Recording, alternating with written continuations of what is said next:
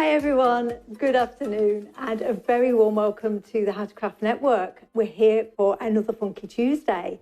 It's the third Tuesday of the month already, can you believe it? And so I'm back to do some crafting with the bundle that we brought you at the beginning of the month. In case you haven't seen me before, I'm Sarah Gray from Funky Fossil, and I have the great privilege to come into studio twice a month, bring you a set of kind of new products and inspiration on the first Tuesday of the month, and then I come back later in the month and hopefully we can do a bit of crafting together and really explore the bundle that I've brought to you. So I'm going to remind you what we do have in the show today. You can see the items below the footage, so you can see what there is available to buy in the shop.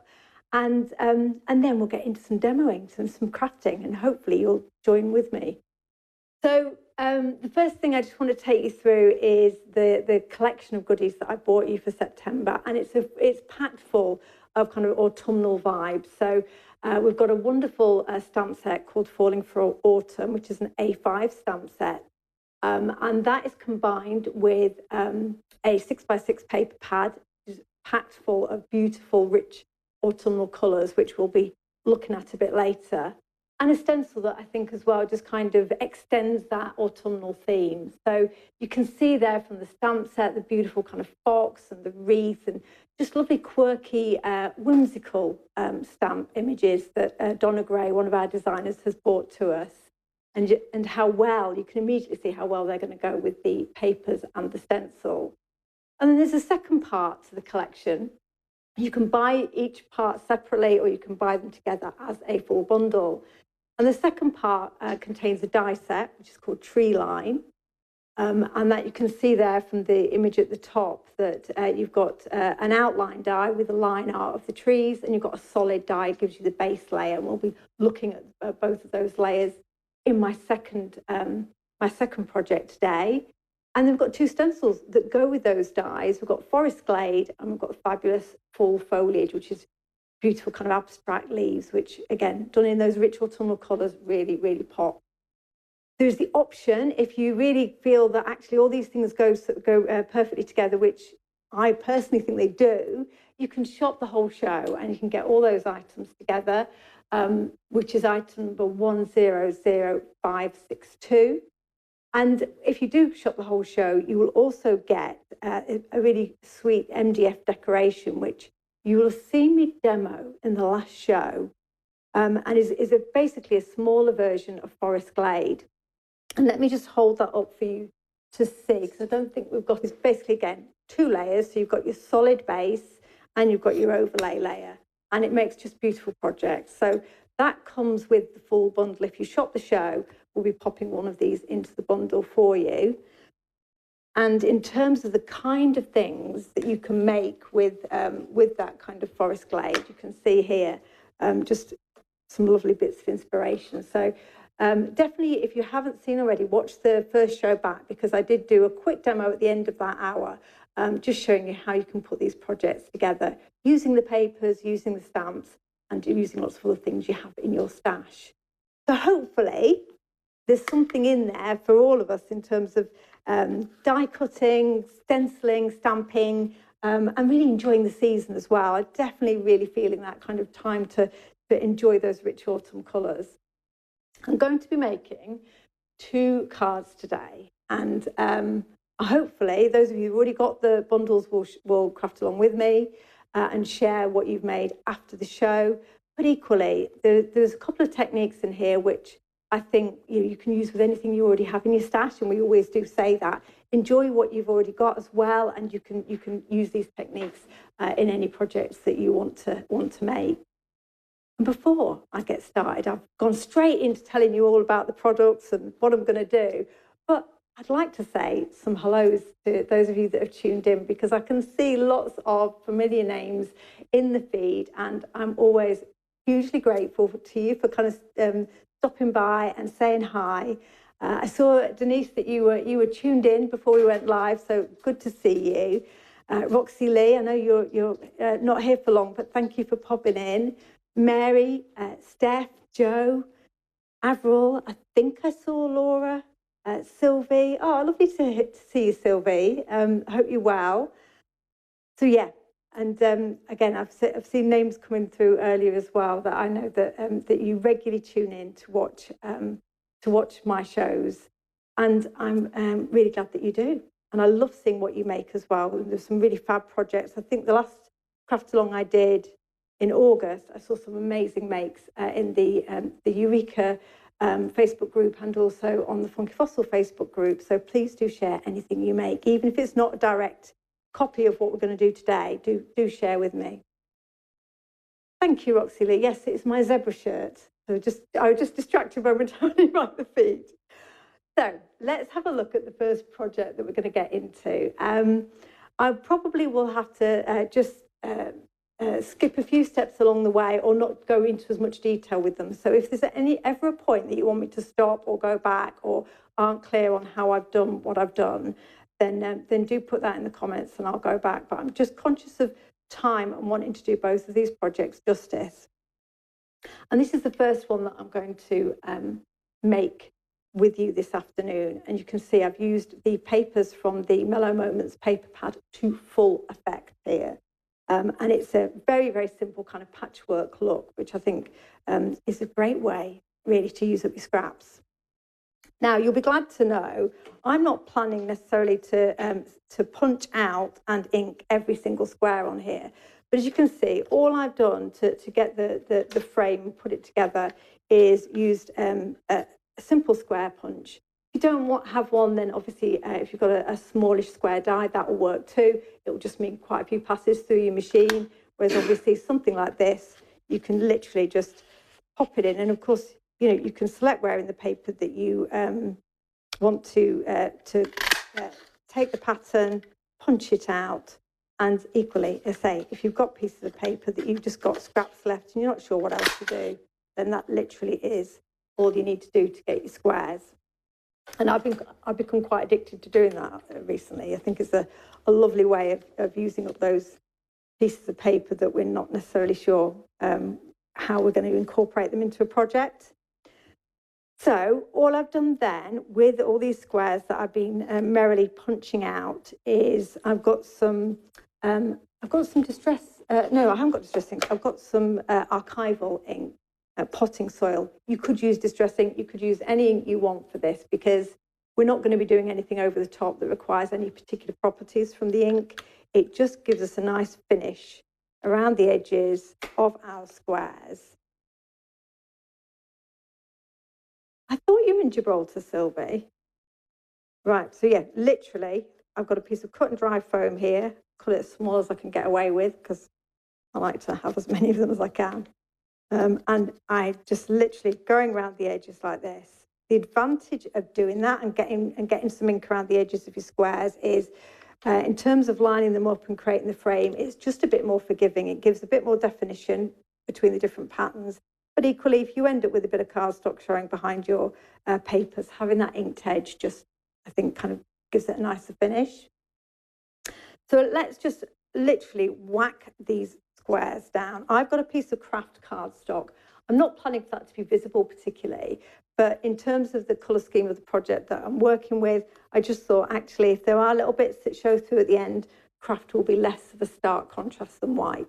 But you could absolutely use white for this, depending on what kind of colour scheme that you're going for. And I'm going to just place the first one of these. It's like doing a mosaic with paper, isn't it? Place the first one in that top corner and then work from there. And one of the nice things about using a paper pad like this is how well the patterns go together and the colours. The pad has been put together with the express purpose of everything complementing each other. So you're already onto a winner in terms of knowing that you can put these papers next to each other and not have anything that kind of clashes or doesn't go nicely.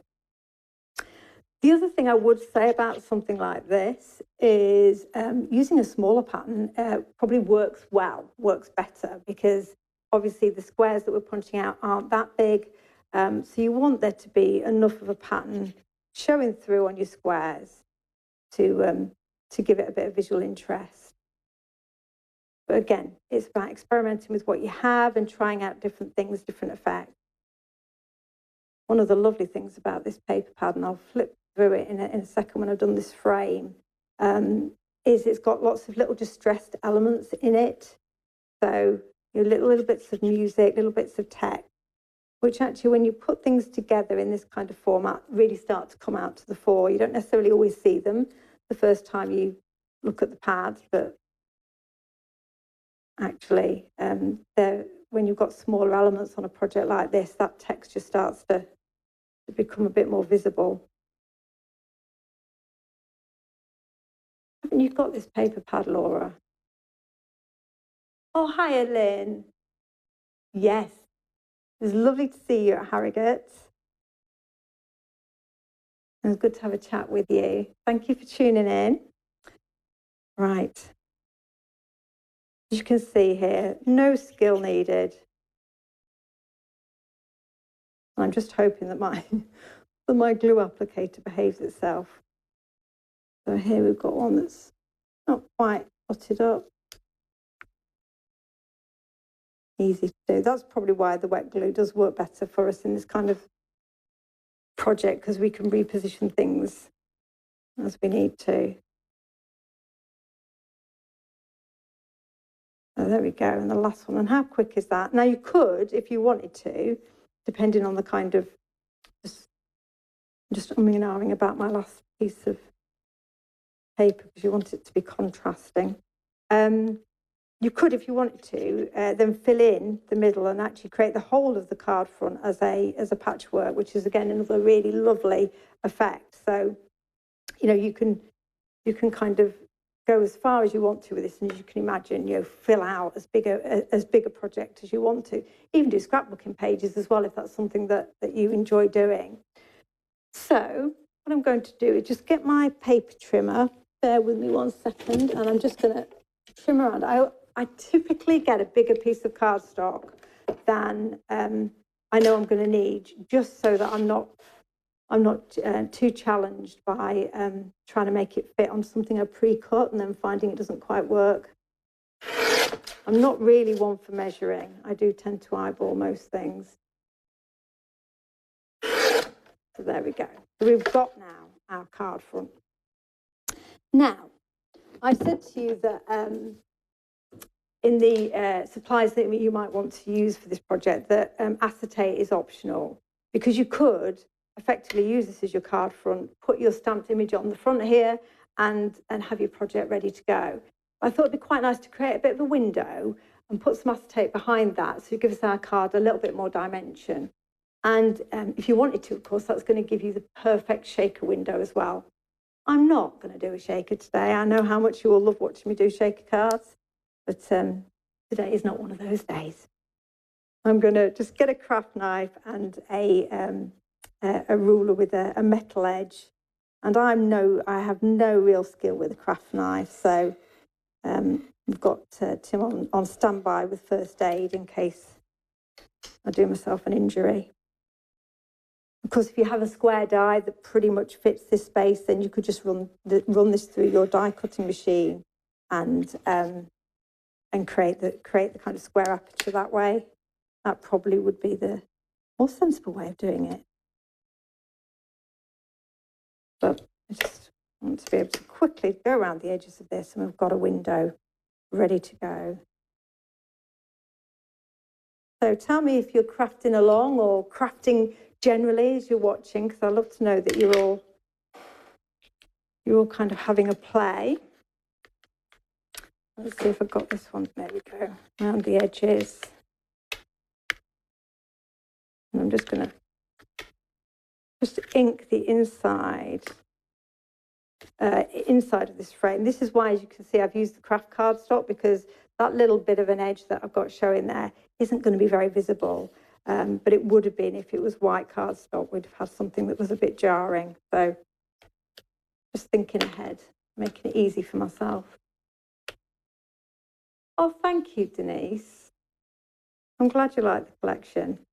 I do spend a lot of time trying to put things together, which speak to me as a crafter, obviously, but I think hopefully will give somebody taking it into their craft room as many options as possible to be creative.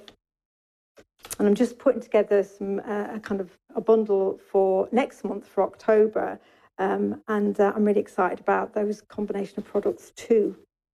So I've created a window, you can see that. And what I'm going to do is just adhere some acetate to the back, and that's just going to give our stamped image somewhere to actually reside rather than falling through. So we're just going to put a little bit of glue around the edge. And this would make a easy shaker, as you say, because a square aperture wouldn't be difficult to put the foam around.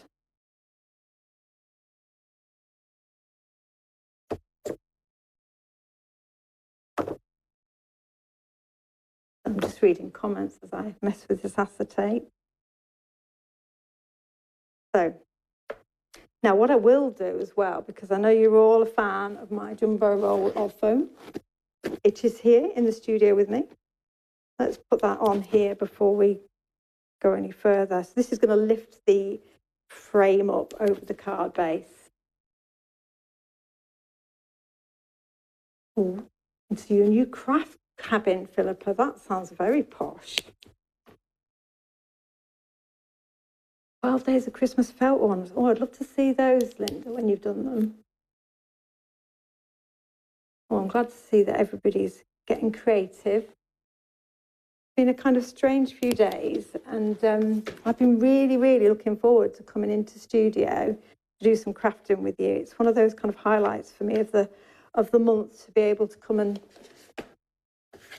have a play, really. Play with some of the kind of products that I bought you, but I don't always get the chance to explore them, and it's nice to be able to do that here.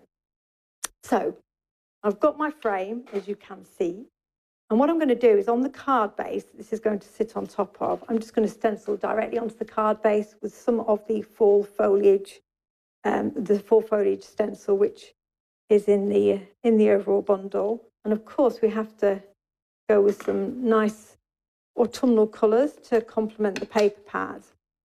And this again is completely optional. It's very much about preference. If you're a clean and simple card maker, you may not want to have any further pattern distracting you behind the aperture, but equally, if you're somebody who wants to kind of really enjoy the colours and get that stenciling in to give you another layer and dimension, then this is a very quick and easy way to do it. And I'm only going to add the ink in the middle of the aperture, or in the middle of the card base, because that's all that's going to be visible behind the acetate. A bit of the old fossilised amber, which is always perfect this time of year.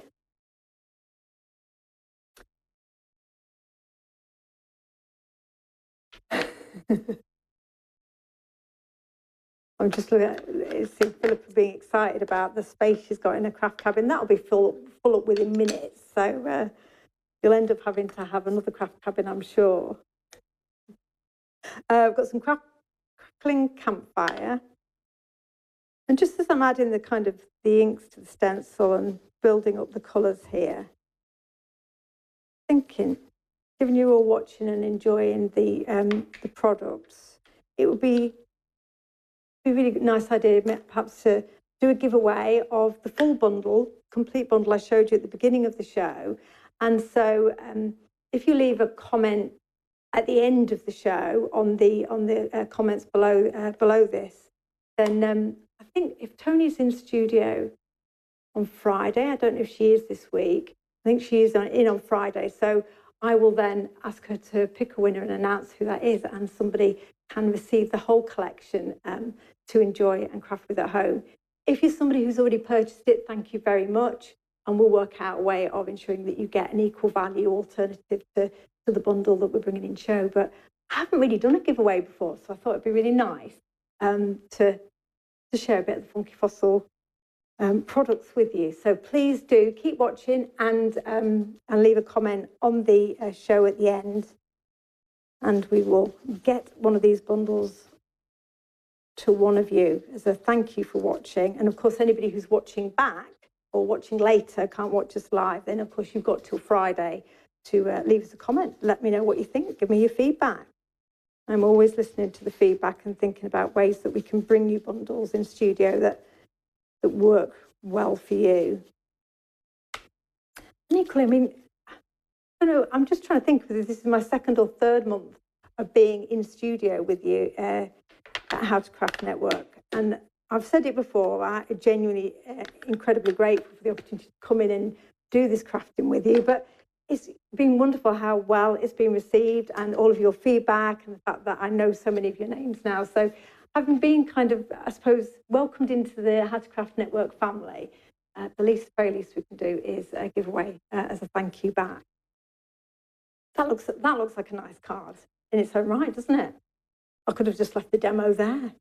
But you can see the aperture that we're creating is going to kind of sit nicely on top of that. And then what we do need to do, if we look back at the inspiration that started us off on this, is we need to look at the autumn wreath that's in the Falling for Autumn A5 stamp set. And that will then make a lovely focal point on top of the window that we've created. And that's why I said that the acetate is optional, because effectively, probably an image as big as that, you could adhere just to the frame if you want to, but it just gives it a bit more stability so it doesn't dip in the middle. You know, if you post it to somebody, you don't end up with a stamped image kind of collapsing. Now, I'm not going to, sorry, Peapod's Crafty Corner. Square Punch isn't one of mine. No, it's a woodware one that I've had for years. Tony may well have a square punch. I'm not sure. I know she does bring punches with stamps by me, but I'm not sure if she's got a square one. This is a woodware one if you are looking online for one. It's just handy to have. I do have nesting die sets with the smaller square in them, but in terms of speed for a project like this, I just think a punch gives you a quicker result. So my Eureka, of course, for stamping onto some watercolour card. And this is where I said I might kind of jump a few steps along the way, because I've got one that I've coloured up already, just so that I don't take up too much of your time doing the colouring element of this, which is something I know you'll enjoy doing at home and taking your time over. And I've got two images here. One is the wreath for the front, but equally I'm just inking up my hedgehog as well for the second project while I'm at it, because it'll save us time. And we've got the space to put both images on at the same time. And I'm stamping as well with a VersaFine Clay. It's Fallen Leaves. So I've deliberately kind of not gone with the black ink here. Again, that brown, it's very dark brown, but it just will be a bit softer than the black in keeping with our project.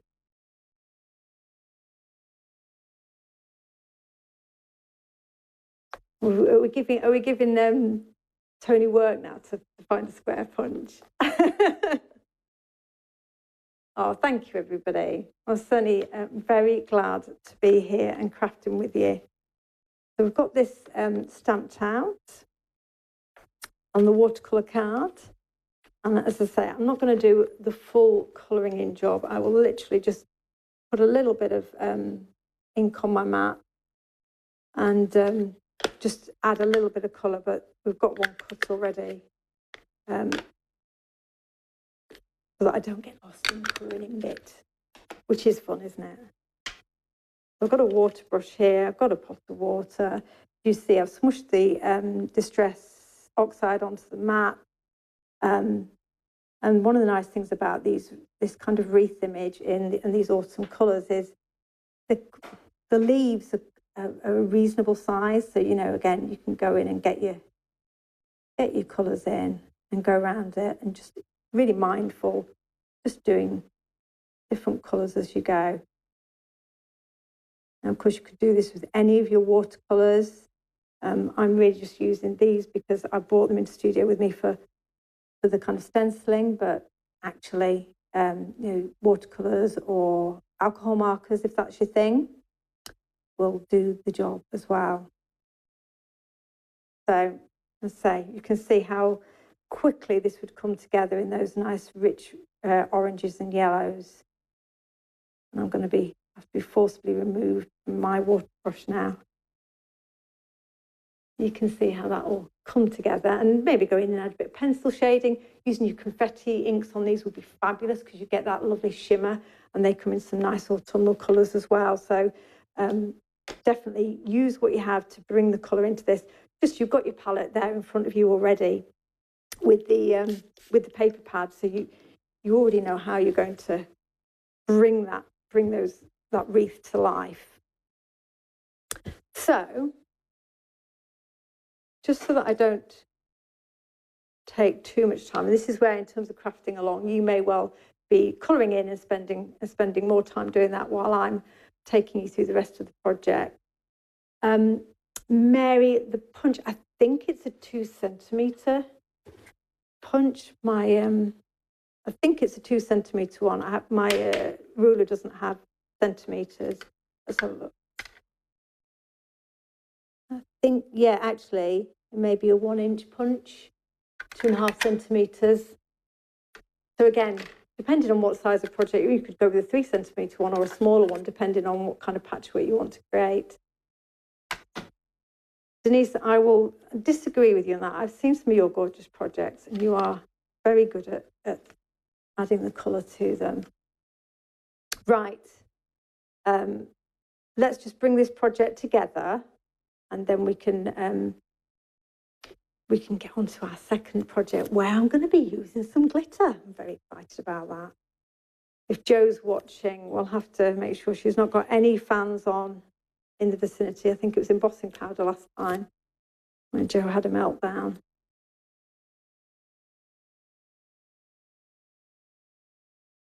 The watercolour card that I'm using, Laura, is Bockingford, I think.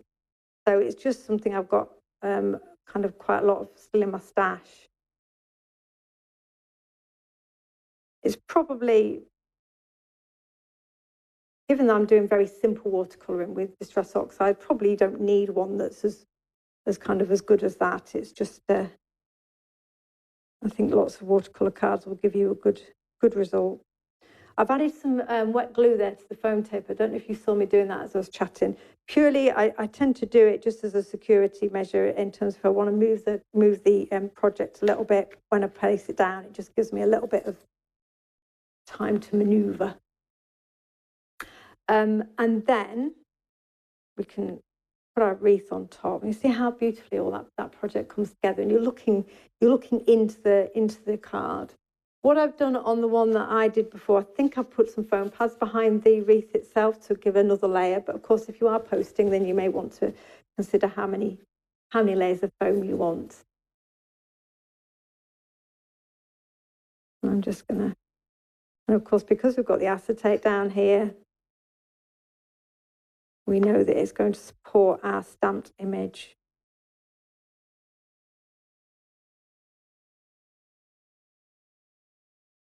So I'm sure lots of you watched the fabulous weekend of this weekend with our Tony and the more Quatre D products to share. So we'll be looking for all of those amazing projects starting to come into the feed as you get them. I know they are packing frantically in the offices here, so I'm sure you'll be getting yours soon if you place an order. Right, what I'm going to do now is literally, again, just jumping forward one step because it's something I'm sure you all know how to do. I've literally white heat embossed the sentiments from the Falling for Autumn stamp set onto some white heat embossed it onto some dark brown card. And of course, this is where we've got the benefit of having the acetate in the middle. We can have our word autumn kind of floating in the middle there. And if you were using it as a shaker, your kind of elements will be moving behind that.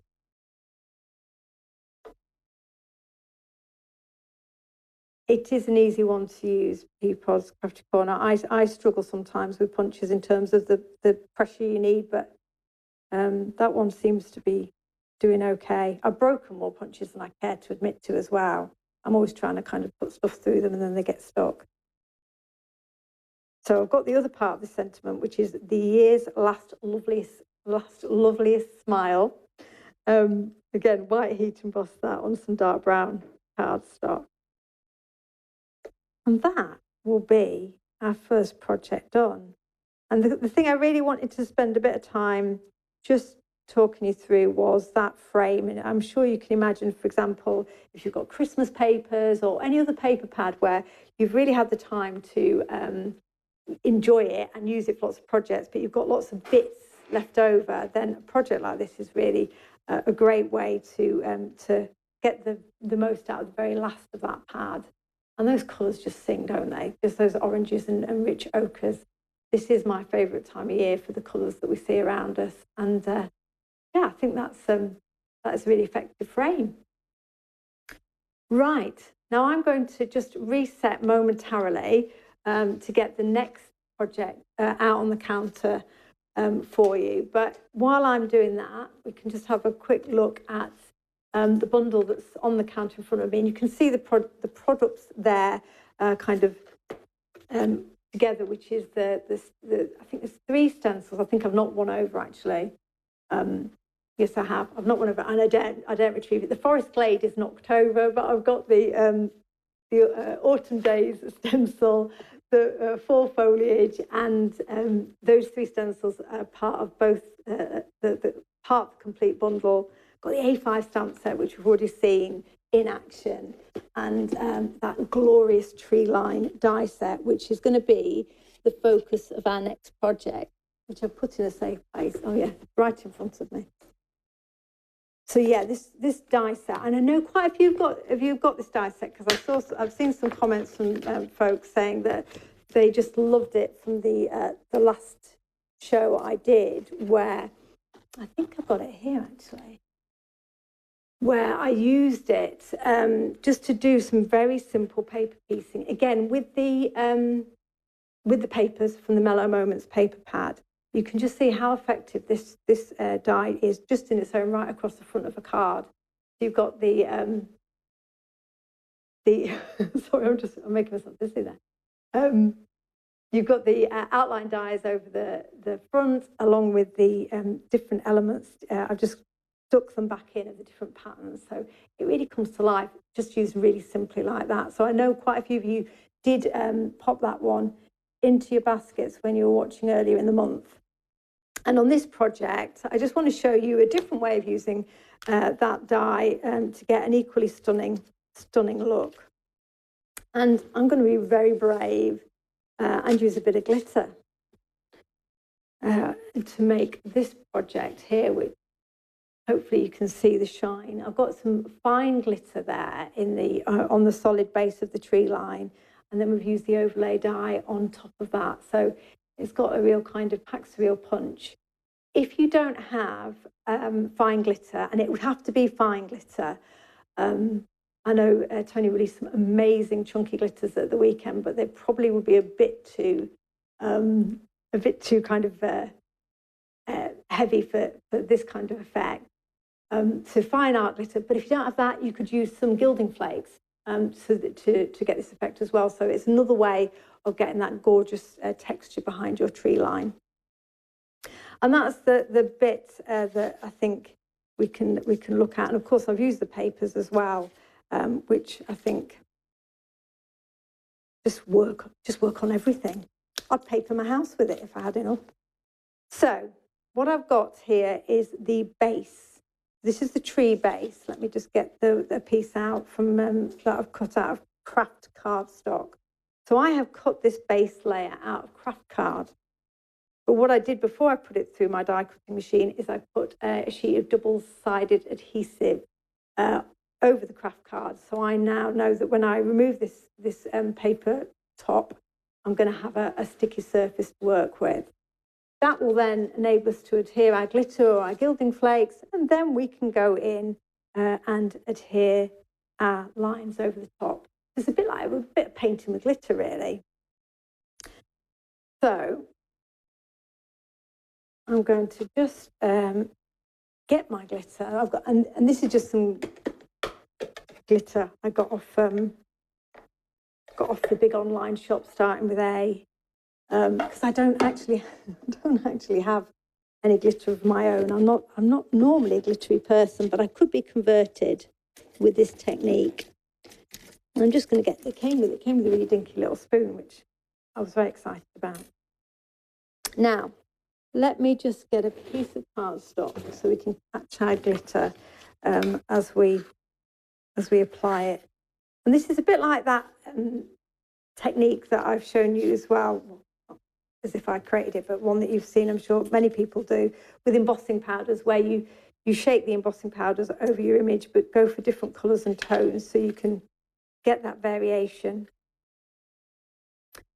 So I'm going to take the adhesive off my tree. I'm going to put it onto this white cardstock so we can catch the colour as we go. And then we'll just have some fun with the glitter colours.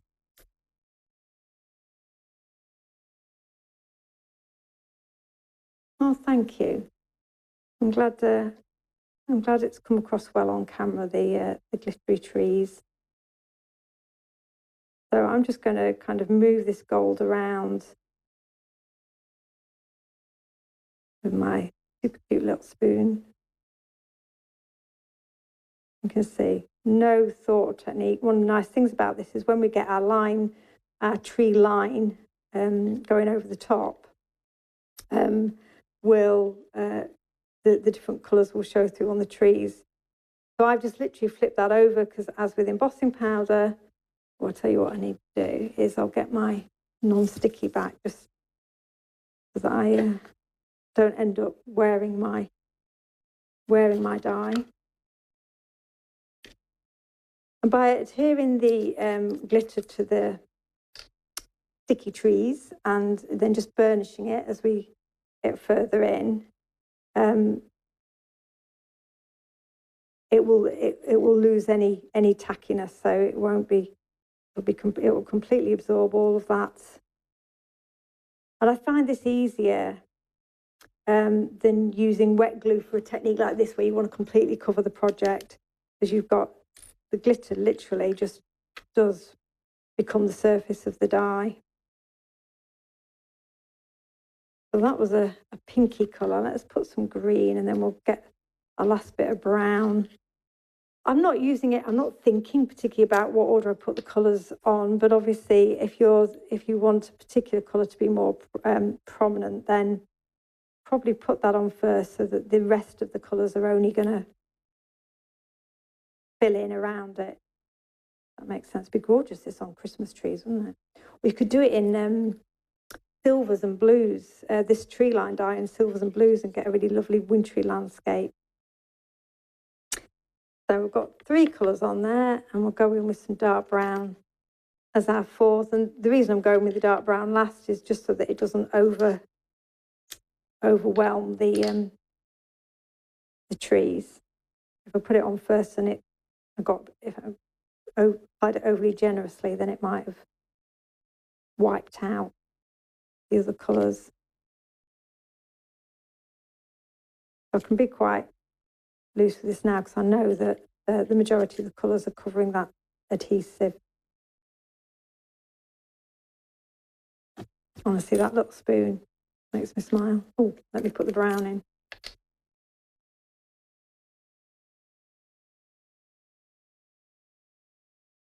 Are you a glitter fan, are you, Jo? It's just not something I've typically used an awful lot. But I must admit, when I was watching Craft and Craft at the weekend, those new chunky glitters were just stunning. Right, putting the lids back on my glitter to avoid any major disasters. And then we'll just put the die cut in between the piece of card and just give that a burnish. So hopefully anything that we want to get stuck down is completely covering it. And there you go. And that actually, I don't know if you can see that, is pretty shed proof actually. I'm impressed at how, with fine glitter, now that's adhered down, you won't find that you send in a card to somebody and there's a glitter explosion when they open it at the other end. It does get everywhere, Laura, I know. Now, I've got a debate here, which maybe by looking at it on camera will help me, is, yeah, I think I'll go with the craft card as the overlay, because I also have it cut in dark brown, but I think that gets lost a little bit. What do you think? Do you think craft or dark brown as our overlay? I think I did do craft on my sample, so I think I'm going to stick with the first version. And we'll just stick that down, and this will be then the centerpiece or the focal point of our second card. Yeah, I'm sure there will be demos using Tony's new glitter, Denise. And of course, as you'll all know, in terms of the QR code on the packaging from Stamps by Me, there's always lots of fabulous inspiration and demos there. Obviously, with the newer products, it just takes that a bit of time for the library to build.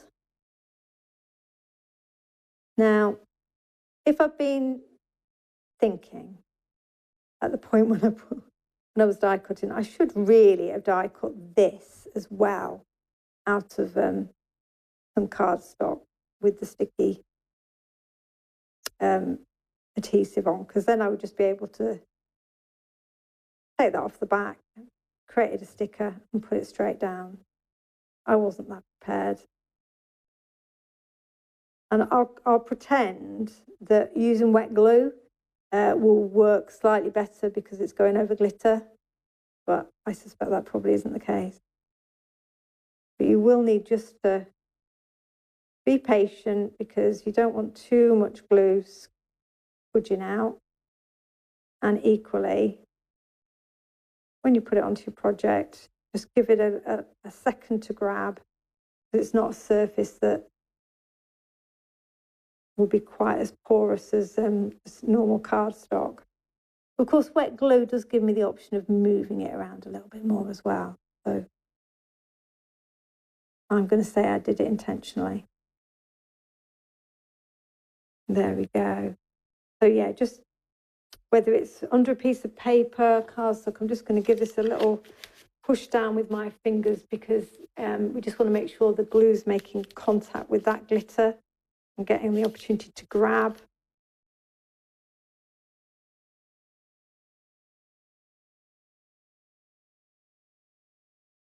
And then I've just stuck it to my card. There we go. So that, I think, you could batch make those, couldn't you? You could have loads of the bases cut at the same time, glitter them all up, and you've got some stunning focal points to put onto your cards, as we can see here. But obviously we want to build a scene up around these trees. And so let's put a moon or a sun, a moon. There's an autumn sun, I think, behind our trees. And I've just got some masking material here that I've die cut a circle out of. Very, very simple. And that will just give me a circle to ink into. Of course, you may have a stencil or you could die cut, just from a piece of paper for this or acetate.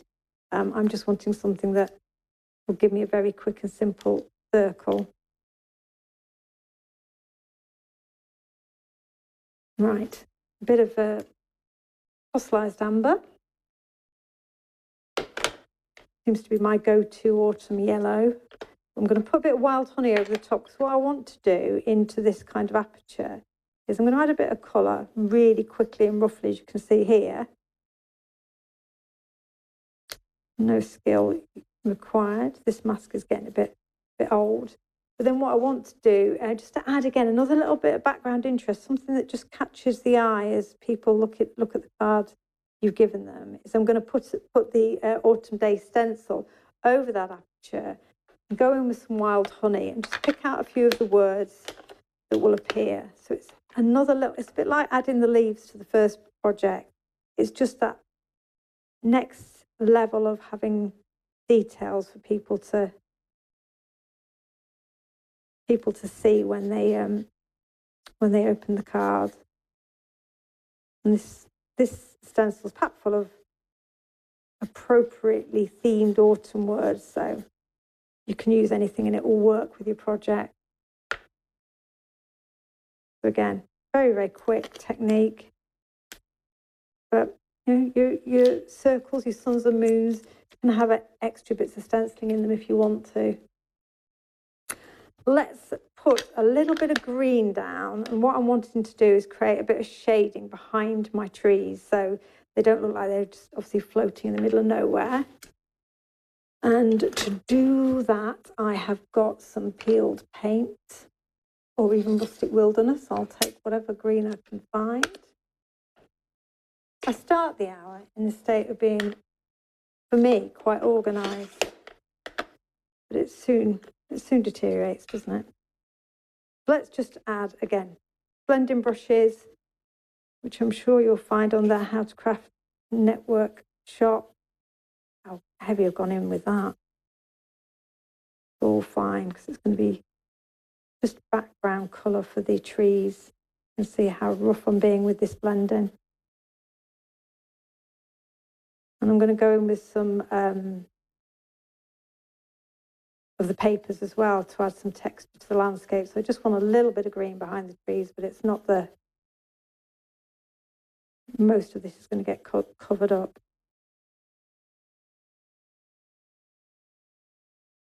Okay. Always makes me smile when you kind of project, you get to this point and it looks like a bit of a hot mess and you think, I'm not sure how that's going to work.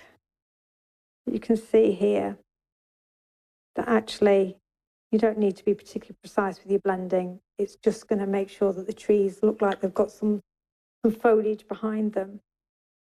Now, to create the card that I'm kind of working towards, which you can see here, what I've now done is torn some of the papers from the pad just to, again, add a bit of texture and dimension and bring those patterns in.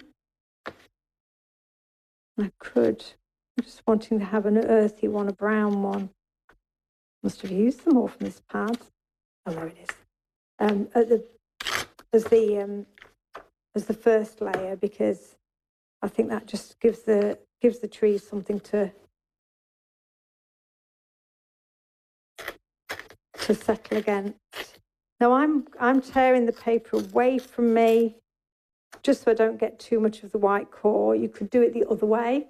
You can see the white core's there. You could do it the other way and have that white core showing through. But I'm just going to go with the more solid colour. I'm going to do it this way around. And again, as you can see, absolutely no skill whatsoever being used. It's a lovely effect. So, you know, in these couple of demos, both earlier in the month and today, you've seen the kind of the papers used as complete backgrounds. You've seen them used for the frames. You've seen them used for the die cuts. It's just, you know, fabulous. So many fabulous ways to use your papers. And with the paper pad, you get 3 each of each design in the pad. So again, you don't need to worry about exhausting one literally the first time you make a project. I'm adding a little bit, but only very quickly, just down the edge here of the potting soil, the archival ink. Again, just giving that finishing touch like we did with the frame. That's exactly why I'm doing the demos, Denise, because I think we all struggle to use the papers that they have such appeal, don't they? And then you almost don't want to break into the pad when you get it home. And I think you can use up every square centimetre of them with these kind of techniques.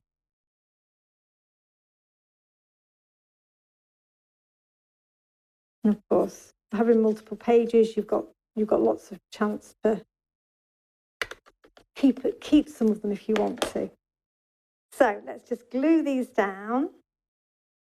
And all I'm going to do is add glue to the very top of each of the strips, because that will give me the scope to slide the other one, the other layers underneath it. So if I start with my brown layer, brown kind of ground, then we can go in, I think we'll go in with the yellow next. Again, very, very quickly adding that glue at the top so we can slide it underneath. There we go. And finally, we've got our leaves. That should take us pretty much down to the bottom of the panel. And all you need to do then, if you want to, is if you've got it kind of hanging over the edge, just trim it off.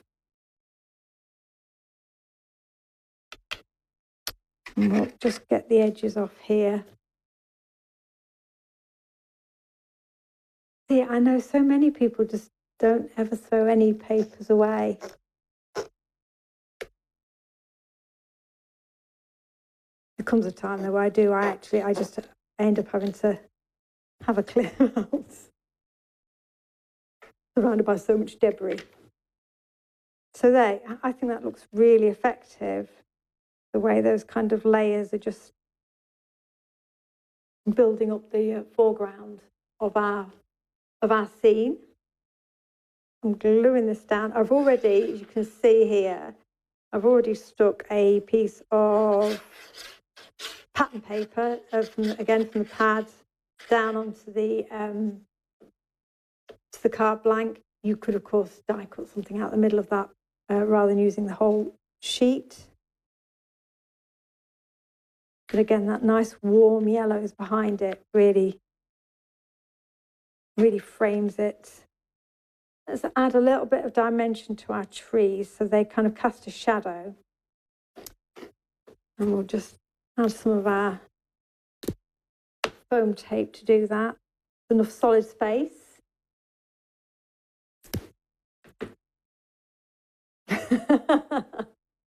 So I'm just reading some of the comments about papers. I know, it is a slight addiction, isn't it? I think sometimes other people don't quite understand why we all get so excited about pretty patterns on paper.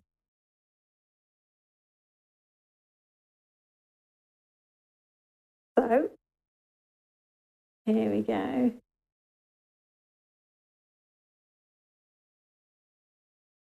Well, I'll tell you, the feed has taken a very unexpected turn here.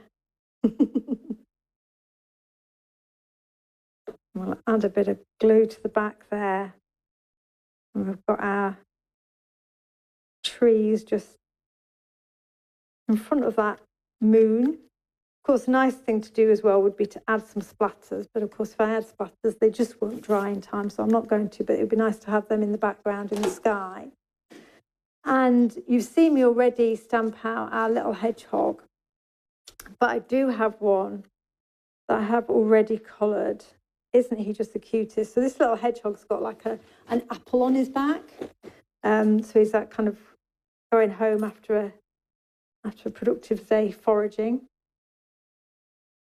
Add a little bit of glue to him and he's a nice size just to be in the foreground of our scene.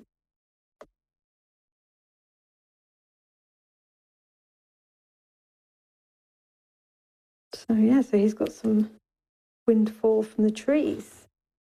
And that is as simple as it gets. But I just think, for me, just the one technique, like having the glitter on the trees, and you saw how quick and easy it was to put that glitter on. I am going to try it with gilding flakes and share an alternative version with you so you can see what that looks like. But yeah, it's really easy to put scenes like that together. And is he kind of that cheeky little hedgehog? He's very pleased with himself, isn't he? So there you go. There are the two projects that we've made in this craft along. And to say, you probably haven't been able to necessarily to make these projects as along in real time with me, but hopefully you will kind of make your projects and share them on the Eureka page or on the Funky Fossil page, because I would absolutely love to see what you do. Any ideas with your dyes and your glitters, or the kind of paper patchwork that I did on the frame for the first card would be really great to see. So I get lots of inspiration from seeing what you do and the direction you take the demos in. Don't forget as well that we were saying earlier in the show that we'll do a giveaway of the whole Falling for Autumn bundle that I've been playing with during September here in the studio. And Tony will announce the winner of that giveaway in her show on Friday. So you've got time to leave a comment after the show. And if you're watching back, you'll also have the opportunity to leave a comment. And I will be back in studio on the 4th of October. I think that's the first Tuesday in October, with more amazing goodies. I'm really excited about my next bundle I'm going to be sharing with you. In the meantime, enjoy your crafting, enjoy everything on How to Craft Network. And I'll be joining you in the chat when the next show comes around. So thank you for spending your Tuesday afternoon with me, and I shall see you again very soon. Bye for now.